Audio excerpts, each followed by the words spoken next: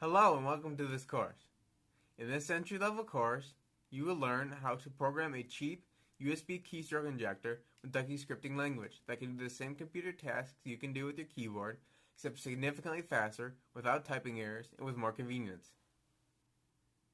It's like having your own robot worker that can do a versatile range of tasks, from automatically setting up computers with your preferred settings and entering difficult-to-remember passwords, to snatching files the second it is plugged into your computer, or cracking phone lock screen passcodes. Of course, we will go over how to stay ethical and within the law when you tinker with this technology. You will learn several iterative thinking techniques to better understand, ideate, and solve problems. We'll also go over several intriguing example projects that you can replicate at home or just follow along. I'll share how automation made me better at my job and how it can help yours. This will culminate in a final project from what you've learned in this course when you make your own automation device. By the end of this course, you have created a PDF presentation to showcase your project's development process, which shows your situation, action, and results. This will make a nice add-on to your college or job application portfolio or just to impress friends. I'm looking forward to being your teacher, and I hope you enjoy this course.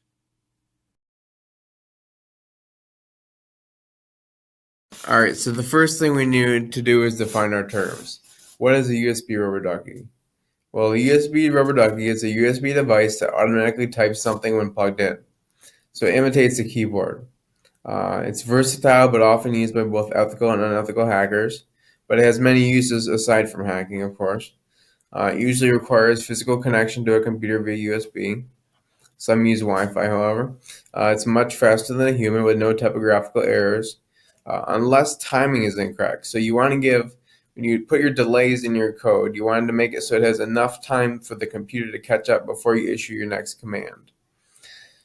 It's programmed in Ducky script, which will convert to Arduino language using an easy-to-use tool. It's very simple. It can automatically download and execute larger programs from the internet. So you can, if the bad USB rubber ducky does not have enough room to store the entire purposeful program on it, you can have it download and run a program from the internet, and we'll do that. There's many models on the market, but most use the Arduino 32U4 chip. We'll go over that. Some models have Wi-Fi built in for switching scripts. Others can run only single scripts and have internal memory or external memory that's expandable.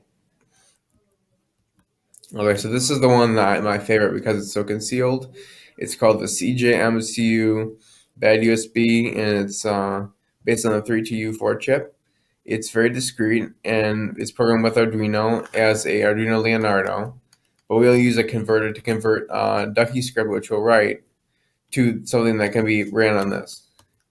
This is the CJMCU Beetle. It runs about $5 on average. It works like the other one with USB 3.0 and 2.0, and it can only run a single program at a time.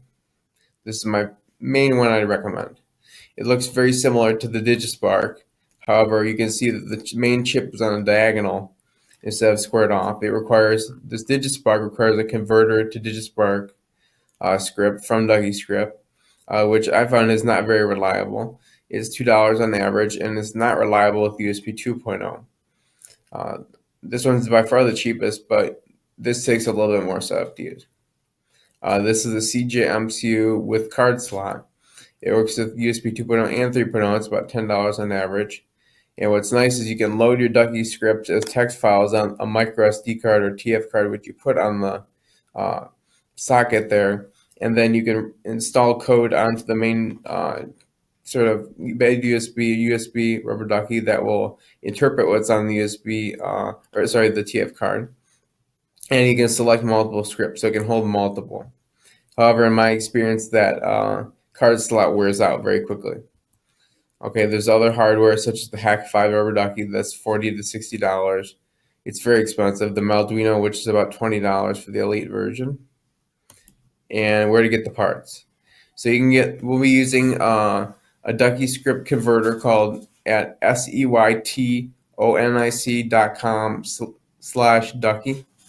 And we'll also be using the Arduino IDE from Arduino crate.arduino.cc, or you can use the main Arduino IDE you can download from Arduino.cc website. Any text editing program with LF not CRLF line endings on it. And we will be using the built-in little code on the web app, typing right into there from the Ducky converter, SEYTONIC.com/Ducky. For your project PDF, we'll be using a document or slideshow writing software. Google Docs and Slides both work well. They all run in the browser. Draw.io if you want to make flowcharts. And eBay, AliExpress, or Amazon is where you want to get your CJMCU bed USB 32U4 from. Sort by price range, not lowest to highest, so maybe a good price range is $0 to $10. That way you'll get most relevant results. And this total should cost less than $13 with free shipping.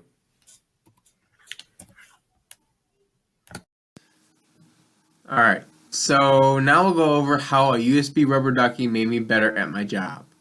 So right now I work as a technology coordinator, so that entails managing hardware devices and software at a building, and also setting up computers. And after several months, I realized some of the really repetitive, typing error prone tasks, especially data entry tasks, showed some serious opportunity for automation. So the first thing I thought of was, if I automate my job, I'm out of a job, right? And then I realized not necessarily, because busy work, although that can be partially automated, it frees me up for the specialized labor that I'm paid for. So I'm paid for results, not time. If you're paid for time, not results, then this may not be a good idea for you. But if you're paid for results, this can be a good idea to automate some of your tasks. Generally, if you have an office job or a field job, if it involves a computer with the USB port, this can be useful. So USB HID, which stands for Human Interface Device Automation, which is basically what a USB rubber ducky is, has more productivity, it's faster, and has far less errors than me. So, for example, I had to set up every day about 30 or 40 computers, and I would have to log them in, or log all the people out that were on those computers, log them in to a specific user with a password, connect to the Wi-Fi with the new password, and then connect to certain websites and log them in. So after a while, I realized that task takes, say, 40 seconds to 2 minutes per computer, and I have 40, 50 computers to set up in an hour, and I can't be present in every single computer all at once. So what I did was I programmed a rubber ducky to do all those tasks automatically when they're plugged in. So I had several of those, and I would power on each computer and then plug them into as many as possible, and then I would work on one, and then we'd all work basically at the same time doing the same task. And what I found actually is the USB rubber ducky took an average of 20 seconds to do this, and I could probably get it down to 15 per computer. But with my task, it takes 40 to 60 seconds, or even a minute or two, or more than 60 seconds, when I got to the point where I would have typing errors. So if I was tired or working too fast or rushed, some of the password entry tools would be causing typos. So this really made me more efficient. So next thing, what automation excels at? So automation, especially with these USB rubber duckies. Now this is subject to change, of course, because technology changes very rapidly, and it can get very much better, especially with artificial intelligence, which is not what we think of normally. If you think of like those, I saw this video where they had this video of a car traveling through on a road, and there was snow, and then they had side by side the same car traveling on the same road, and it was a green. It looked like summer, and they said, which one is the video that's completely generated by AI and not real? And I thought about it, and I thought maybe the trees. Well, it turns out that there had never been snow in that location in over 1,000, since the last ice age. So it was very interesting because it looked like snow. There was snow on the telephone poles, there was snow on the sides of the road and the roofs of the houses. and it looked textured, but it was completely computer generated with AI.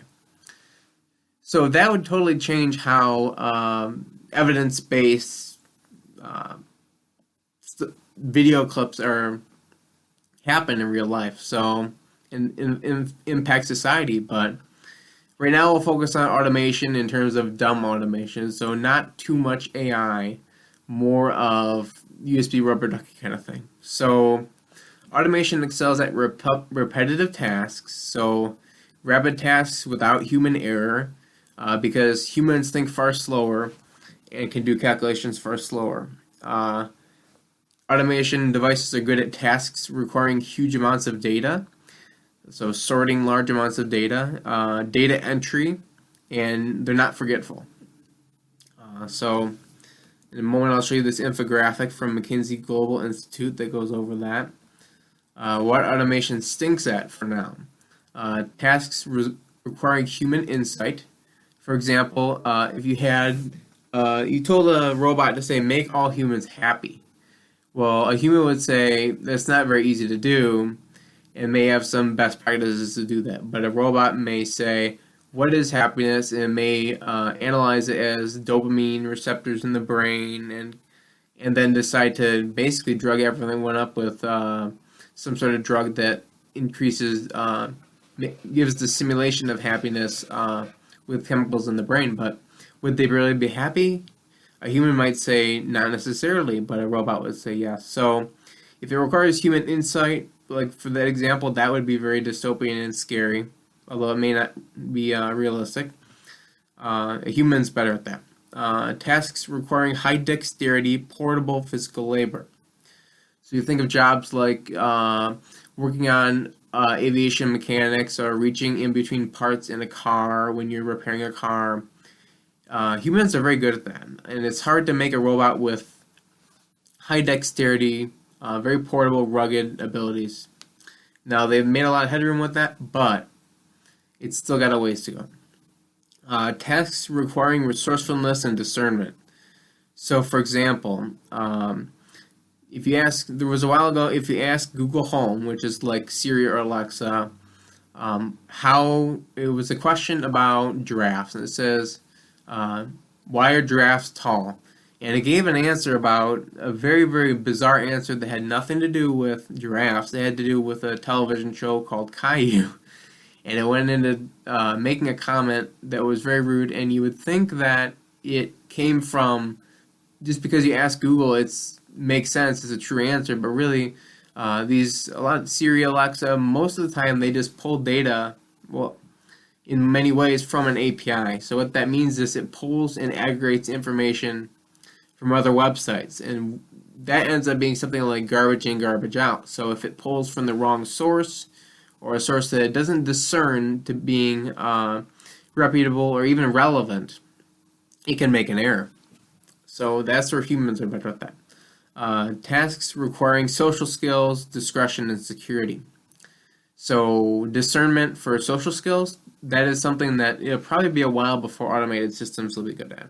It may someday happen, but right now, there's ways to go. Unpredictable physical work, so work that requires very rapid adaptation to tasks that may not be familiar to a machine right away. That's definitely something that could be automated someday, but right now, it's cheaper for a human to do that. Applying expertise. Again, it's hard for a robot to know all of the world's knowledge, but it is possible. Unlikely, though, for now. Managing others. So if you think about politics or committees or managers, humans don't want to be managed by machines or ruled by machines or have laws written by machines. So any of those jobs with management of other humans, humans will be very apprehensive to have machines do that for them. So that's an automation task that will probably not only be not used by automated systems, but have a lot of fear associated with it. Stakeholder interactions. So that's another sort of social skills thing where an automation system for now is not very good at. So let's go to that. Before we go to see the infographic, let's say, how can you use automation to your advantage? So the best thing to do really is stay adaptive, being very, very adaptive and not locked into one skill set or expertise level. You can specialize, and that's what people do nowadays, and that's how the economy works. But you want to be able to still learn other skills, and the best way to do that is to never stop learning. And I would say learn a new skill every month. So even if it's just a little thing, learn a new skill every month. Lean towards jobs that are less likely to be automated if you think that that's a good idea. So interpersonal, oversight, management, or unpredictable physical are probably the best ways to do that. So let's go back up to an infographic here. So I'll zoom in here. So it's from McKinsey Global Institute, and it refers to different industry sectors that have the technical potential to be automated. It does vary across different activities, and there's a link to this that you saw in the presentation earlier. You can pause and click it and type it into your browser. So the blue is the most likely to be automated, the percentage of skills that can be automated, and red is the least likely. So if you see predictable physical work, data processing, and data collection are the most likely to be automated, and the least likely is managing others, applying expertise, and then stakeholder interactions, unpredictable physical work. And you can see that that really, really varies across industries, especially, and this is mostly aimed for the United States economy, but it would apply globally in more ways than you would think. So retail, trade, mining, it's a lot of range. It really depends more on 5 factors, which are technical feasibility, cost to automate, the relative scarcity of skills, and the cost of workers, which might otherwise do the activity cheaper or easier with superior performance to an automated system. Plus, there's regulatory things. If governments say no, we don't want that to be automated, then it's a lot harder for that automation to take off. Or with social acceptance, if it's a stigma associated with, for example, you wouldn't want a robot president necessarily, or an automated system to be your doctor, but so there's social acceptance considerations. So let's go back to our presentation here. All right.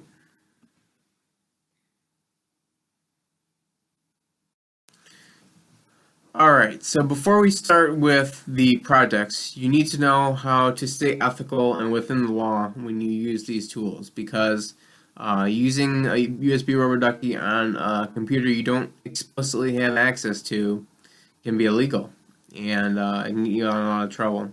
So if you're using your own computer or a computer you have, I would say you should probably get written confirmation, so approval from someone who you have, whatever computer you're plugging it into, get written approval that they authorize you doing whatever the specific task is with the USB rubber ducky.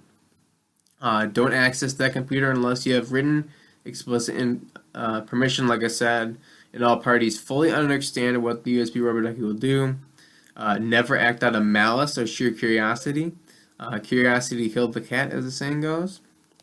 And check your conscience. Would your grandmother approve of what you're doing?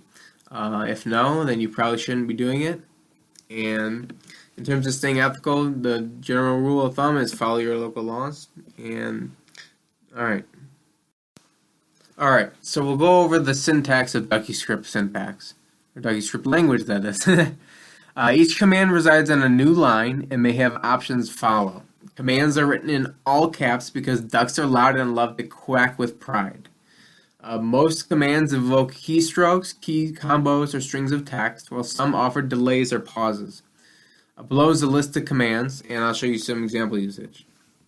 So rem, R-E-M, a line beginning with rem is ignored by the computer. So it's a way to leave notes or leave a comment for your usage.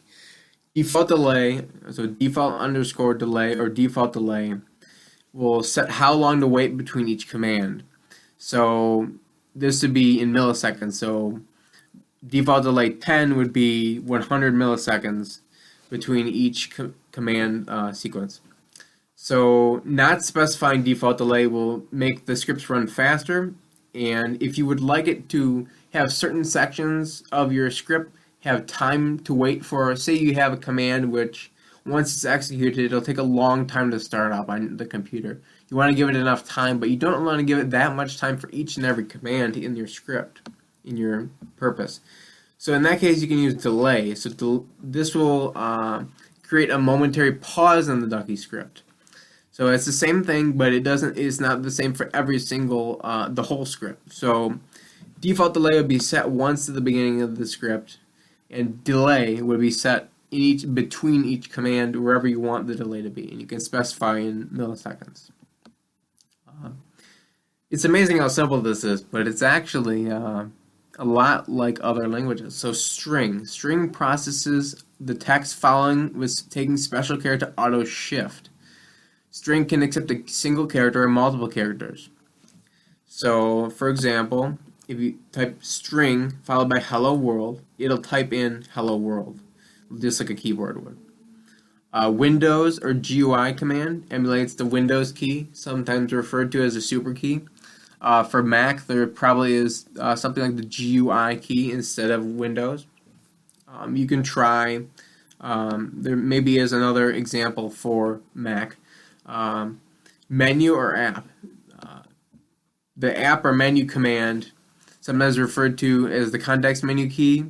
It's like Shift 10 key combo on Windows, but it does the same thing as a right click. So if you right click on something, for example, you see this context menu. If you want to select one of those things, you can do it that way.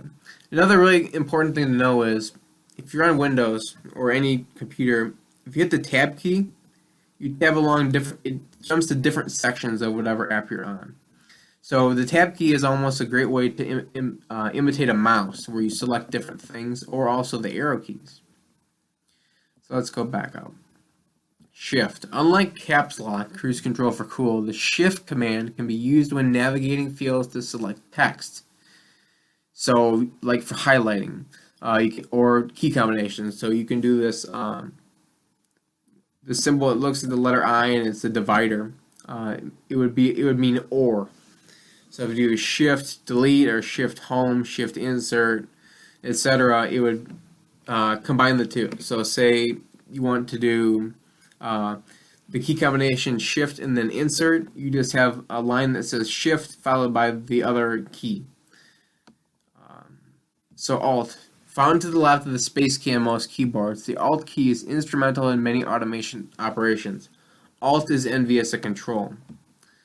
So you can do Alt End, Alt Escape, Alt F1, or a single character. So for example, Alt F, right here, lowercase f, pulls up the file menu on Windows, and S save. So Alt F or Alt S is save. Control, the king of key combos. Control is almighty. So say you want to do a key combination that starts with control, you just have in all caps the key, and in all caps the control key. Arrow keys, down arrow or down, left arrow or down, right arrow or right, up arrow or up. That's the way to type that in.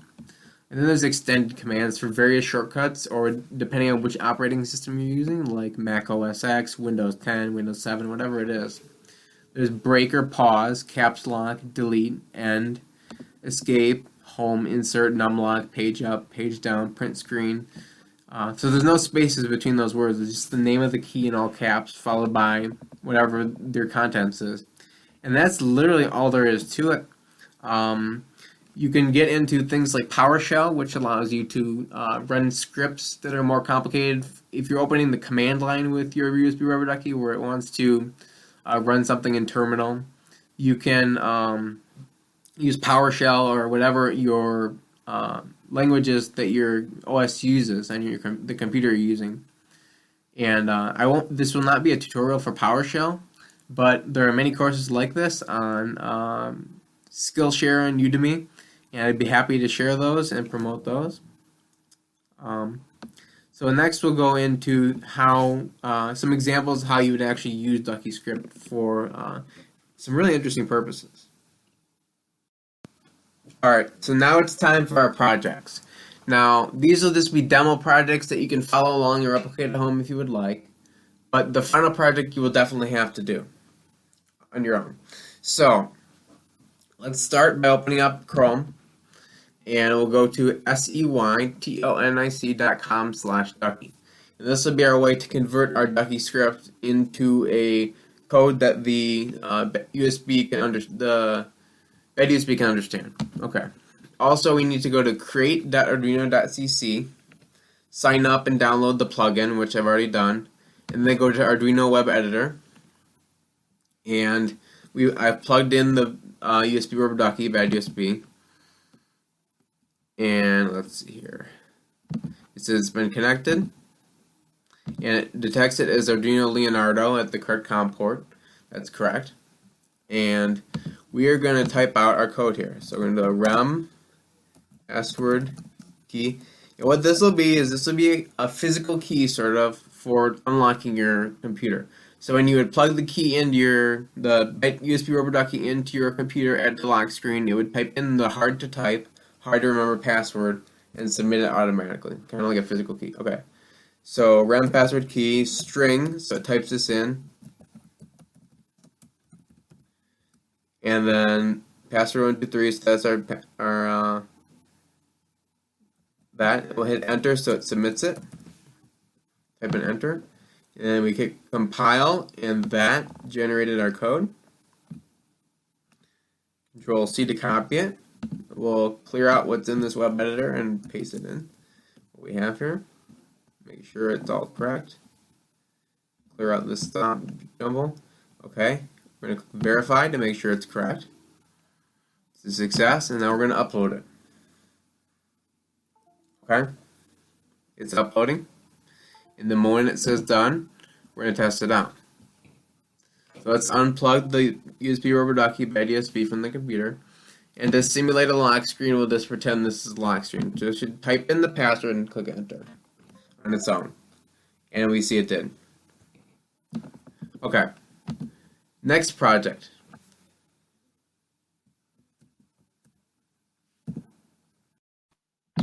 Alright.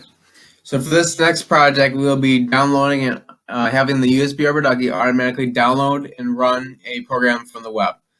So in this case, we'll be using it to open up Internet Explorer and download Firefox and install it, or start the install process. So this is kind of funny, but hackers would use this, for example, to download Bitcoin mining programs onto public computers in stores and the libraries. But don't even bother with that. Bad idea.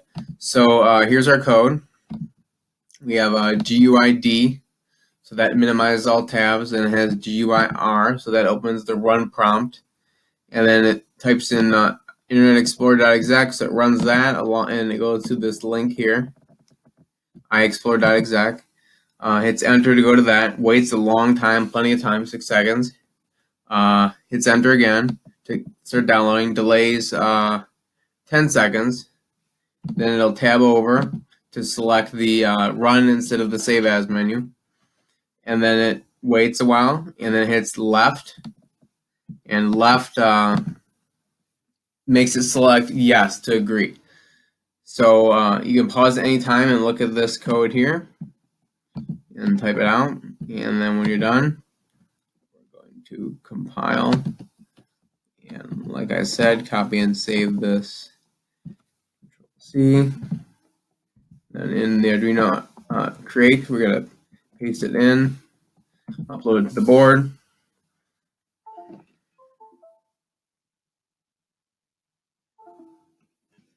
Okay, and now you can see it's still running. So we're gonna unplug the bad USB. We're gonna plug it back in. It should run the program. Wait plenty of time.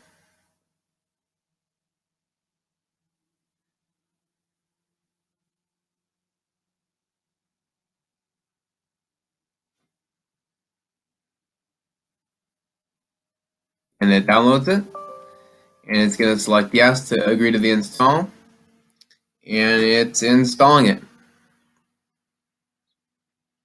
So if your computer requires admin password, you should probably be in the admin user to do this. But that is how it works. Alright, this is time for the next project.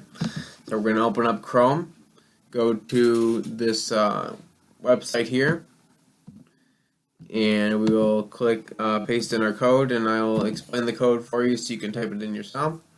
So we have it slowed way down so that it has plenty of time to think, and so we can sort of see. So GUIR opens up the run command, the run prompt on Windows, and then it types in the path to the file we want to swipe and copy onto an external flash drive, a second USB device plugged into the computer. So it's like a nabber. Okay, so it does not technically have to have the exact path. You can just have the main hard drive name. However, if you do have a path that will take a long time to load, you want this next delay to be very, very long. In this case, I have it specified, so it should be very fast. Control F is find command, and then there's find this song.mp3, which is the file we want to steal. And then down is to tab down to it, and then right is to hover right over it. Control C to copy, and then Control W to close the window. It opens back up the run prompt, and then selects the path of the external USB drive that we'll be pasting the file onto automatically. Control V to paste it, and Control W to close the window. So let's compile the sketch, and we'll copy and paste the results. Control C. We'll hit New Sketch in the web editor, which you've written this for. Control V to paste it in. We've got our Arduino Leonardo plugged in, and I hit the button. Well, it's really that's the Arduino Leonardo is the board that is on inside these USB rubber duckies, and I will hit the button on the USB rubber ducky so that it is not gonna run automatically. And the moment it's plugged in, so I have time to upload it. I click upload. It's done uploading, so I unplugged it right away, just in time. And now we will test it out. We have the other USB device plugged in. It copies it. And this can run way faster, technically. I just have it slowed down. And then it'll open the drive that it's on, the E drive. You paste the file.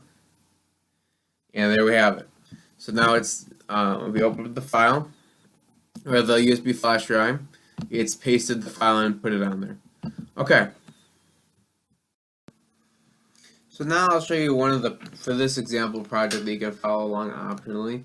One of the tasks at work that USB Rubber Ducky really helped out with was I had to set up several dozen Chromebooks all at once, and I really needed another sort of someone to do the same task to physically set them up at the same time as me.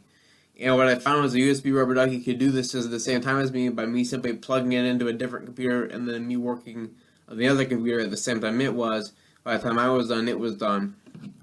And so that's double time. And the speed that it operated, since there was no typos and no issues of memory, was much, much faster, about 40 to 60 seconds faster than me. And for this example, I'll slow it way down so that it'll have no errors and you can see clearly how it works. But basically, it logs out the old user, the person that was logged in, by hitting Control-Shift-Q twice. Has plenty of time for delays. Tabs 3 times from the lock screen. Then select Login as Guest. Hits Enter to do that.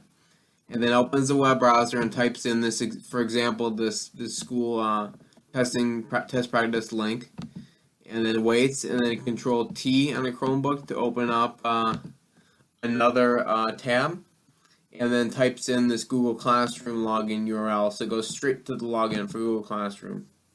And the way I found this was, when I was on the page for logging into Google accounts, there's this question mark service equals classroom, refers to the service on Google, which is a classroom. But the main thing is, when you hover over something in Chrome, an element, in the bottom left of the screen, it sometimes shows the exact URL of that item.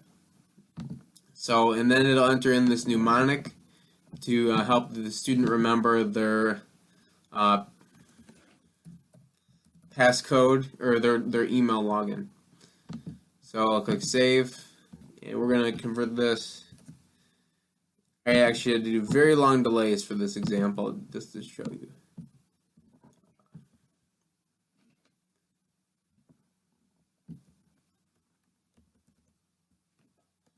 Control V, open up this same link as usual. We highlight and copy and paste this. Control C, open up the Arduino web editor, new sketch. We have the Arduino plugged in, and the bad USB plugged in, the USB over Ducky, and we're letting it run we already let it run its course. Control V, we're going to upload the code.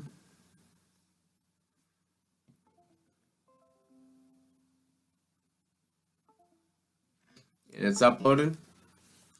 So now I will switch over to the Chromebook and show you how it works. We're testing it out. Someone let themselves logged in.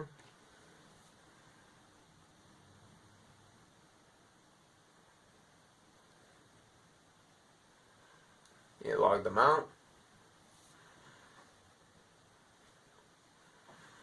Just gonna tap down to select browse as guest and log them in as guest.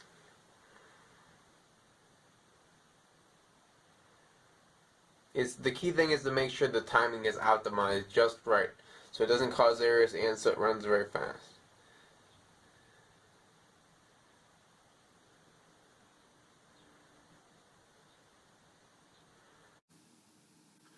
Alright, so before we start with the project, especially with the projects, you want to go over.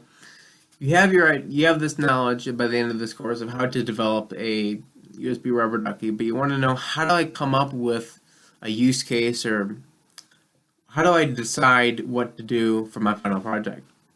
So a couple ideation and iterative thinking methods for designing your device and coming up with ideas, and also in general solving problems.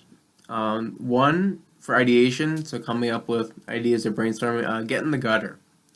So this means just get a piece of paper and come up with a list of the dumbest ways you could solve whatever problem you want to solve. The dumbest ways with the USB rubber ducky, or how it would function. And there's no such thing as a silly or stupid idea, because once you have this list, you pause for a moment and then you look back and you cross off all the ones that don't make sense, or I mean the worst ones. So they all don't make sense or they're silly, but you cross off the worst of the worst. And what you find is, once you get down to those few left, it may lead indirectly to insight and other ideas which do make sense and they're not garbage. And it's a great way to break out of the bubble, think out of the box. Another way is the take a break, fresh mind method. So if you have an idea and you're trying to solve a problem, you're coming with the idea for your rubber ducky, and you're just stuck and you can't think of anything else, or you're stumped, take a break, even if it's a couple hours, couple days, and come back with a fresh mind or with a friend who has a different brain than you, and it helps because it's like a reset, and all of a sudden you have more ideas and you come back with it's like writer's block. You get out of that writer's block. So then there's what I call the 7-step iterative refinery method. So scroll here. So the 7-step refinery iterative method. So your first step, and this can apply to a lot of things in life, but especially when it comes to coming up with ideas to solve problems. And a design, you would think of design as more of an artistic thing, but really a lot of it is using your mind to solve problems. That's a way to think of it. Coming up with solutions through some sort of method or device. So step 1, define terms. So you have these words, you know USB rubber ducky, what is a computer, and a lot of times these terms are very, very big. Like, what is a computer? What is a USB port? You need to really figure out what do those mean, both from a technical standpoint and from a bigger picture. So you need to define your terms. Next step, drop face appearances and classification, and just focus on the ideas and concepts. So you have a sort of a precursor, what you think you know about something and what your opinions are, your current understanding and how you organize, classify things. Drop that and just focus on the ideas and the concepts. So find the underlying mechanics and how these mechanisms, how it works in a general way, not in a how this specific use case or technique or whatever you're trying to build would work. Also, you want to look at similar sort of mechanisms that use the same mechanisms but aren't really the same thing or the same purpose. So, for example, with trying to invent an elevator, say you're the first person to invent an elevator. So you know the elevator needs to be able to lift a heavy weight with a limited amount of torque, so not a large amount of energy being put in because you want it to be as efficient as possible. So you look up what's the best, what's an example of something that does that, and there's the ancient Egyptians had something called a shaduf, and it was basically cantilevered. You would have a post, and then you would have on one end a beam that would lift a bucket of water, and the other end, like a lever, would hold a weight. So the weight would weigh about the same as the bucket of water. That way you're not when you're pulling to lift up the bucket of water onto the shore of the river, you're not really lifting as much of the weight because the counterweight, this other weight, weighs about the same. So you're using less energy, and that's how something like an elevator, where they have a counterweight too, thinking of that, how does that kind of tie in together? Because they don't really use the same purpose, because one is an elevator for a different purpose, and one is for lifting water from a bucket onto a shore, but they use the same underlying mechanics. So you want to isolate the mechanics in whatever type of thing, whatever the subject is. Next thing is research online for similar mechanisms or concepts. Like I said, not necessarily for the same purpose. A lot of times when I'm coding, I find that the code, what the code does is not what I want to be for. So I look for example code that does the same thing, but is not for the same purpose. And that really helps with code, with development of USB rubber duckies in general. Next thing is exit the sandbox. So most unrealistic ideas or concepts or technology make perfect sense only when they are sandboxed in their own narrative, but they fall apart outside of this narrative in real life. So, for example, if you've ever seen the movie Back to the Future, they have the hoverboard, right? So there are some things kind of like a hoverboard now, but they're not. They're more of a magnetic device that lifts it. It was basically a skateboard that flies, but it was not really like those hoverboards that you see that were catching fire a lot a couple Christmases ago, the wheeled ones, because it would fly. And I remember when I was younger, 8 or 9 years old, I thought that was the coolest thing, and I said, "Wow, I need to build that." And being an 8 or 9-year-old, I tried to, build out of wood and Legos, something like that. But that was because I was still thinking in the sandbox of the Back to the Future movie, not in how could real life mechanisms apply to that. So it was sandboxed. So you repeat this method of sort of expanding what you know, and then narrowing it down, refining it in repetition, iterative, until it improves and improves and improves. And the idea or the concept, you either figure out and you know what to do and how to develop the project, or you realize you need more research. So I'll give you an example of something that's very abstract, but it still ties into this whole design and development and thinking concept. I watched a debate, and at the end of both opponents realized they were both talking about something completely different from what they thought they were talking about. So they came in thinking they were debating one thing, and they realized after doing this process that's not what they were doing at all. And their minds were completely changed. So I won't promote specifics of what the topic was politically at all, or their names, but they applied this process and they made an analogy uh, using the same mechanics, and it really did change their minds, and it was amazing to watch this debate. So the analogy was an authority figure forcing a person to paint a car bumper sticker that says Trump is God and be forced to put it on their car and keep it on their car. So it sounds like a grandiose analogy, very ridiculous, but the underlying mechanics were the same as what they were arguing for, and the other person was arguing against. It was really about being forced to make and sell goods they didn't provide, being forced to participate in something they didn't approve of, and being forced to promote messages in the goods they produce against their will. So that's sort of an abstract thing. It doesn't really apply to technology, but it follows the same process. By the end, they were against the policy they so adamantly pushed. They discovered the underlying ideas, the mechanisms, they drew out the information they knew.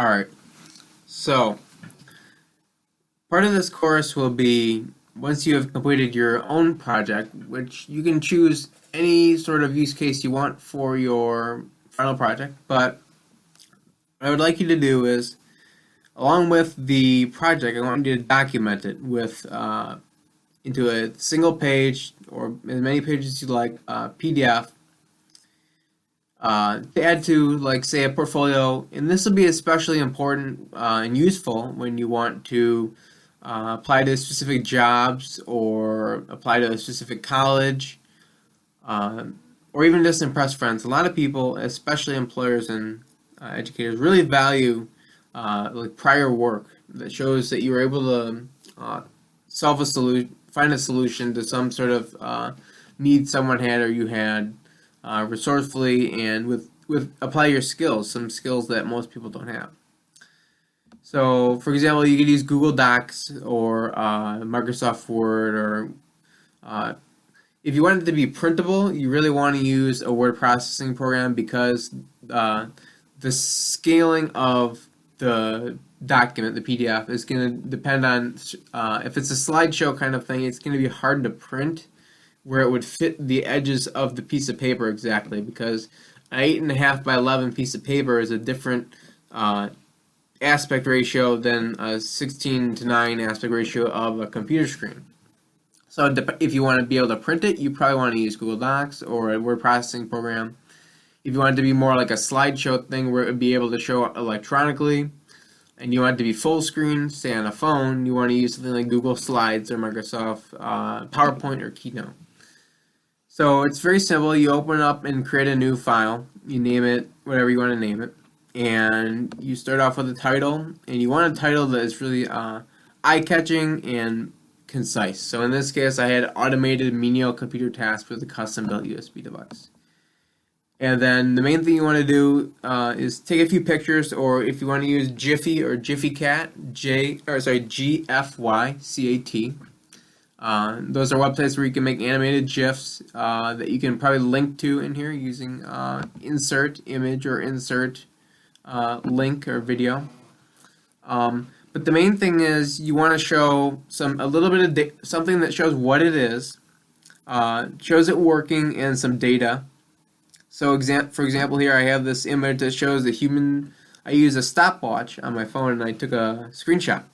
So showing how fast it works as opposed to a human. So I show human manual speed with and without typos versus automated using device speed, no typos. So it shows the value in the thing.